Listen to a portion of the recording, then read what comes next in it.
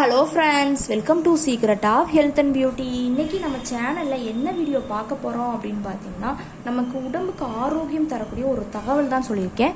இந்த எண்ணெயில் நம்ம சமையல் செய்யவே கூடாது, அது எதற்காக அப்படிங்கிற அந்த தகவலை தான் நான் வீடியோவில் சொல்லியிருக்கேன். வீடியோவை ஸ்கிப் பண்ணாமல் பார்த்து தெரிஞ்சுக்கோங்க. அதுக்கு முன்னாடி நம்ம சேனலுக்கு கீழே இருக்கக்கூடிய சப்ஸ்கிரைப் பட்டன் அமைக்கி சப்ஸ்கிரைப் பண்ணுங்கள். பக்கத்தில் இருக்கக்கூடிய பெல் பட்டனை டச் பண்ணுங்கள். நீங்கள் பெல் பட்டனை டச் பண்ணிங்க அப்படின்னா தான் நம்ம சேனலில் போடுற புத்தம் புது வீடியோக்கள் உங்களுக்கு நோட்டிஃபிகேஷன் சேரும். வாங்க ஃப்ரெண்ட்ஸ், நம்ம வீடியோக்குள்ள போகலாம். ஃப்ரெண்ட்ஸ், அதுக்காண்டி நான் எடுக்கக்கூடிய பொருள் என்ன அப்படின்னு பார்த்தீங்கன்னா, இன்னைக்கு நம்ம ஒரு தகவல் தான் பார்க்க போகிறோம். அதாவது இந்த எண்ணெயை நீங்கள் சமையலுக்கு யூஸ் பண்ணவே கூடாது, அது எதனால், அது பக்க விளைவுகளை ஏற்படுத்துமா அப்படிங்கிறத தான் இன்றைக்கி நம்ம வீடியோவில் பார்க்க போகிறோம். வீடியோவை ஸ்கிப் பண்ணாமல் பார்த்து தெரிஞ்சுக்கோங்க. இப்போ பார்த்திங்கன்னா, நம்ம வத்தல், அப்புறம் காரக்குழம்பு, அந்த மணிக்கு இதுக்கெலாம் நல்லெண்ணெய் ரொம்பவே நம்ம அதிகமாகவே பயன்படுத்துவோம். பாசிப்பருப்பு, துவையலுக்கு இந்த இதுக்கெலாம் பார்த்திங்கன்னா தேங்காய் எண்ணெயையும் கடலை எண்ணெயை பார்த்திங்கன்னா நம்ம முறுக்கு செய்கிறதுக்கு இந்த மணிக்கு இதுக்கெலாம் நம்ம பயன்படுத்தி சாப்பிட்றது நம்ம வழக்கமான ஒரு இதாகவே இருக்கும். இப்பொழுது பார்த்திங்கன்னா கொழுப்பு நம்ம உடம்புல சேர்றதுக்கு காரணமே அந்த எண்ணெய் தான் அப்படிங்கிறது நமக்கு இப்போ பல பேருக்கு அது உறுத்தலாகவே இருக்கும். அது எந்த எண்ணெய் பயன்படுத்துறதுனால நமக்கு இது பண்ண போகுது. ஆனால் பார்த்திங்கன்னா, நம்ம கட்டாய தேவைப்படும் அளவுக்கு எண்ணெயை சேர்த்து கொள்ள வேண்டும். அதுபோல் பார்த்திங்கன்னா, விளம்பரங்களில் வரும்போது அந்த எண்ணெயை இதயத்திற்கு நல்லது, ஏன்னா எந்தவித சத்துக்களும் அந்த எண்ணெயில் இருக்குது அப்படின்னு சொல்லி அந்த விளம்பரத்துலலாம் காட்டுவாங்க. அப்படின்ட்டு நம்ம உடனே அந்த எண்ணெயை வாங்கி பயன்படுத்துவோம். எண்ணெய் ஏன் அவசியம் நம்ம சேர்க்கணும் அப்படின்னு பார்த்திங்கன்னா, உணவில் பார்த்திங்கன்னா அன்றாடம் 20%லேருந்து 25% கொழுப்பு சத்து அவசியம் நம்ம தேவைப்படுகிறது. மூட்டுக்கு, இறப்பை, அப்புறம் குடல், இந்த மணிக்கு இது நரம்புகள், இரத்த நாளங்கள், இதுங்களுக்கெல்லாம் எண்ணெய் போய் சேர்றதுக்கு அது ரொம்பவே தேவை. தோலின் மிருதுவான பளபளப்பு தன்மைக்கு இது ரொம்பவே எண்ணெய் ஒரு பயனுள்ளதாக இருக்கும். விளம்பரத்தில் அந்த யுக்தியாக என்ன தெரியுமா இது பண்ணுவாங்க, உலகமே பார்த்திங்கன்னா வியாபாரங்களை மையமாக வச்சு தான் இருக்குது. 25 வருடங்களுக்கு லாப மதிப்பு மட்டுமே நோக்கமாக கொண்டு நம்ம அந்த சக்தி நமக்கு சக்தி தரக்கூடிய அந்த பொருட்களை நம்ம மறந்து போயிடுறோம். ஆலிவ் ஆயில் எண்ணெய் நம்ம அறிமுகப்படுத்தினாங்க, உடனே அதை நம்ம பயன்படுத்த ஆரம்பித்தோம். இதயத்துக்கு நல்லதுன்னு சொல்லி நிறைய எண்ணெய் வந்துச்சு. உடனே நம்ம யூஸ் பண்ணுற பலருக்கு யூஸ் பண்ணிட்டு இருக்க அந்த எண்ணெயெல்லாம் விட்டுட்டு நம்ம இப்போ யூஸ் பண்ணக்கூடிய அந்த ஒன்று இதயத்துக்கு நல்லதுன்னொடனே அந்த எண்ணெய் யூஸ் பண்ணுறதெல்லாம் நம்ம இது பண்ணிகிட்டு இருக்கோம்.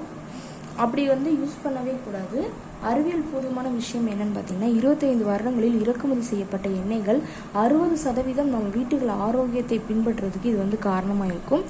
இந்தியர்கள் பார்த்திங்கன்னா இதயத்துக்கு நல்லதுன்னு சொல்லி நம்ம எண்ணெயை மாற்றுறோம். ஆனால் இப்போ இதய சம்மந்தமான நோய்கள் தான் அதிகமாகவே வந்துட்டு இருக்கு.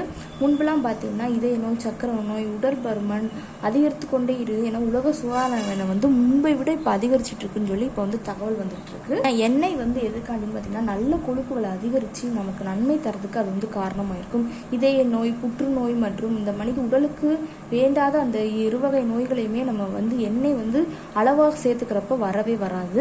பொதுவாக எண்ணெயை பார்த்திங்கன்னா நம்ம ஒரு முறை உபயோகிச்சுட்டு அதை மறுமுறை உபயோகிக்கவே கூடாது. இப்போ நம்ம எண்ணெயில் ஏதாவது பொரிக்கிறோம் அப்படின்னா, அந்த எண்ணெய் பொரிச்ச எண்ணெயில் நம்ம திரும்ப அதையே குழம்புக்கு யூஸ் பண்ணுவோம். அப்படி யூஸ் பண்ணக்கூடாது. பொரிக்கிறீங்கன்னா அந்த எண்ணெயை தனியாக எடுத்து வச்சுக்கணும். மறுமுறை நீங்கள் பொரிக்கிறதுக்காக பயன்படுத்திக்கலாம். ஆனால் அந்த அப்பளமோ ஏதோ பொரிக்கிறதுக்கு நீங்கள் வச்சுக்கலாம். ஆனால் அதை குழம்புல நீங்கள் சேர்க்கவே கூடாது. நம்ம ஊரில் பார்த்திங்கன்னா இயற்கையாகவே அந்த கொதிநிலை தாக்கம் நம்ம இது பண்ணி, அதாவது எண்ணெயை மாற்றுறது. இப்போ நம்ம அப்பளம் பொரிச்சோம், அதே எண்ணெயிலேயே நம்ம குழம்பு வச்சிடலாம். எண்ணெய் எதுக்கு யூஸ் பண்ணணும், எண்ணெய்க்கு எப்போ அடுத்த அப்பளம் பொரிக்க போகிறோமோ அப்படின்ட்டு இது பண்ணக்கூடாது. அதனால அந்த எண்ணெயில் திரும்ப வேறு எந்த பொருளையுமே பயன்படுத்தாதீங்க. அடுத்து பார்த்திங்கன்னா தேங்காய் எண்ணெய். தேங்காய் எண்ணெயில் பார்த்திங்கன்னா தாய்ப்பாலில் கிடைக்கும் நல்ல கொழுப்புகளை அதிகரிக்கும் லாக்டிக் அமிலம் தேங்காய் எண்ணெயில் அதிகமாகவே இருக்கும் என்பது நமக்கு உண்மையான தகவல் தான். மேற்கில் தயாரித்து ஃப்ரிட்ஜின் தேங்காய் எண்ணெயின் ஏற்றுமதி வணிகத்தை நம்ம தலை தூக்கி நிறுத்திட்டு இருக்காங்க. அந்த தேங்காய் எண்ணெயை நம்ம பயன்படுத்துறது ரொம்பவே நல்லது.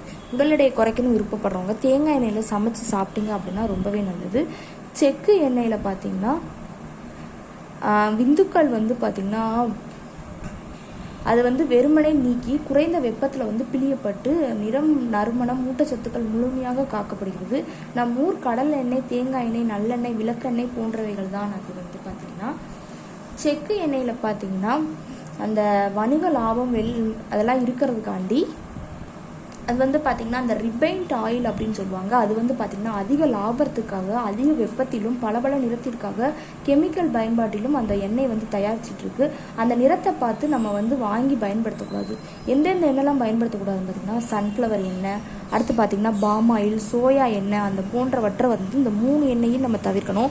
தேங்காய் எண்ணெயில் சமைக்கிறது இன்னும் நல்லது. நல்லெண்ணெயில் அது நல்லெண்ணெயிலையும் சமைக்கலாம். ஆனால் தேங்காய் எண்ணெயில் சமைக்கிறப்ப பார்த்திங்கன்னா உங்களுக்கு உடலில் கொழுப்புகளை வந்து சேராமல் தடுக்கும். உடலுக்கும் தீங்கு தரக்கூடியாத ஒரு பொருளாக அந்த தேங்காய் எண்ணெய் நல்லெண்ணெய் வந்து இருக்கும். முக்கால்வாசி அந்த 2 எண்ணெயிலே சமைங்க.